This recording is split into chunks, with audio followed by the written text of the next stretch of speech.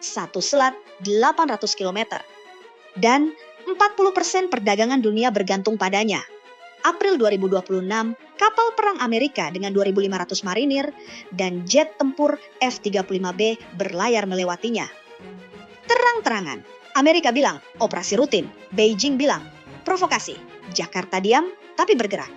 Siapa yang benar dan apa artinya ini bagi Indonesia? Kita mulai dari data yang jarang dibahas. Selat Malaka panjangnya hanya sekitar 800 km. Lebarnya di titik tersempit tidak sampai 3 km. Tapi setiap tahun, lebih dari 120.000 kapal melintas di sini. Setiap hari, puluhan kapal tanker raksasa mengangkut minyak mentah dari Timur Tengah menuju Asia Timur. Angka yang lebih mengejutkan, 40% dari seluruh perdagangan dunia melewati selat ini, setara dengan triliunan dolar barang, elektronik, bahan pangan, bahan baku industri, dan yang paling krusial, energi. Bagi Tiongkok, Selat Malaka adalah urat nadi yang tidak bisa diputus. Sekitar 80% impor minyak Beijing melewati jalur ini. Tidak ada selat ini, tidak ada BBM untuk pabrik-pabrik raksasa Cina, tidak ada listrik untuk kota-kota mereka. Ekonomi terbesar kedua di dunia lumpuh dalam hitungan minggu. Itulah mengapa para analis di Beijing menyebutnya dengan istilah yang sangat serius, Malacca Dilema, Dilema Malaka. Sebuah ketergantungan strategis yang selama puluhan tahun tidak bisa mereka selesaikan. Dan sekarang, di tahun 2026, ketergantungan itu tiba-tiba terasa jauh lebih berbahaya. Ini yang harus kamu pahami dulu sebelum lanjut. Sejak Februari 2026, Selat Hormuz, jalur minyak lainnya yang menghubungkan Teluk Persia ke dunia, ditutup sementara akibat eskalasi konflik di Timur Tengah. Kapal tanker tidak bisa lewat. Pasar minyak global bergejolak, harga energi melonjak. Bagi Tiongkok, ini adalah skenario buruk berlapis. Satu jalur pasokan energinya sudah bermasalah. Kalau Selat Malaka pun terganggu, itu bukan krisis ekonomi, itu bencana nasional. Di sisi lain, Amerika Serikat membaca situasi ini dengan sangat cermat. Presiden Trump sempat menahan rencana serangan besar ke Iran pada pertengahan Mei 2026. Memberi ruang negosiasi, tapi tidak menarik mundur tekanan. Dan bersamaan dengan itu, Washington justru memperkuat kehadiran militernya di Indo-Pasifik secara masif. Bukan sekadar wacana, bukan latihan biasa. USS Boxer berlayar dengan penuh konfigurasi tempur.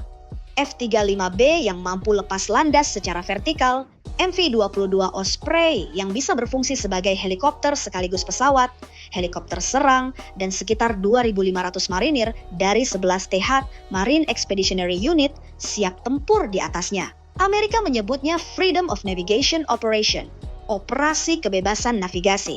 Tapi hampir semua pengamat pertahanan membaca pesan yang sama. Ini adalah sinyal keras kepada Beijing. Indonesia, Malaysia, Singapura, 3 negara pesisir Selat Malaka, 3 negara yang langsung merasakan getaran dari setiap kapal perang yang melintas. Dan reaksi mereka di 2026 sangat berbicara. Ketiga negara langsung meningkatkan patroli bersama di Selat Malaka. Pertukaran intelijen diintensifkan. Latihan militer gabungan dipercepat. Bahkan di level teknis, kerjasama antara Bea Cukai Indonesia dan Singapore Police Coast Guard semakin erat. Bukan hanya soal penyelundupan, tapi soal pemantauan pergerakan kapal asing secara real time. Ini bukan hal biasa. Indonesia dan Malaysia tidak selalu satu suara. Soal perbatasan, soal TKI, soal klaim wilayah, sering ada gesekan. Tapi ketika ada ancaman eksternal yang menyentuh kedaulatan kawasan, keduanya menutup barisan. Karena mereka paham, tidak ada satupun negara ASEAN yang cukup kuat untuk menghadapi dinamika kekuatan besar sendirian. Kekuatan mereka ada pada solidaritas. Sementara India juga diam-diam memainkan kartu strategisnya, Great Nicobar Island Development Project, senilai sekitar $8.50 hingga 9,4 miliar. Sedang dibangun di ujung barat Laut Selat Malaka, pelabuhan transshipment, bandara dual use, infrastruktur militer. India sedang membangun pos jaga permanen tepat di pintu masuk selat. Papan caturnya semakin ramai dan semakin sedikit ruang kosong. Disinilah bagian yang paling penting untuk kita sebagai orang Indonesia. Pemerintahan Prabowo tidak tinggal diam. Januari 2026, 3 jet tempur Rafale pertama dari Prancis mendarat di Indonesia. Ini bagian dari kontrak besar, 42 unit Rafale senilai sekitar $8 miliar. Dan pada Mei 2026, Presiden Prabowo secara resmi menerima 6 unit berikutnya. Pesawat-pesawat ini ditempatkan di Lanut Roesmin Nurjadin, Pekanbaru, strategis, karena Pekanbaru ada di Sumatera, berhadapan langsung dengan Selat Malaka. Rafale bukan pesawat sembarangan, ini jet multiperan generasi 4,5 yang digunakan Angkatan Udara Prancis dan terbukti di berbagai medan konflik nyata. Dengan Rafale, Indonesia memiliki kemampuan air superiority dan serangan presisi yang belum pernah dimiliki sebelumnya. Tapi yang lebih mengejutkan, kapal induk. Senat Italia pada Maret 2026 menyetujui transfer kapal induk ringan bekas Italia, Giuseppe Garibaldi. Target kedatangan sebelum HUT TNI Oktober 2026. Ratusan personel TNI AL sudah dan sedang menjalani pelatihan di Italia untuk mengoperasikannya. Kapal ini akan dimodernisasi di dalam negeri untuk operasi helikopter, drone, dan sebagai kapal komando. Ini bukan sekadar alutsista baru. Ini perubahan doktrin. Indonesia sedang membangun kemampuan power projection, kemampuan untuk memproyeksikan kekuatan jauh dari pantai sendiri. Kita kembali ke gambaran besarnya.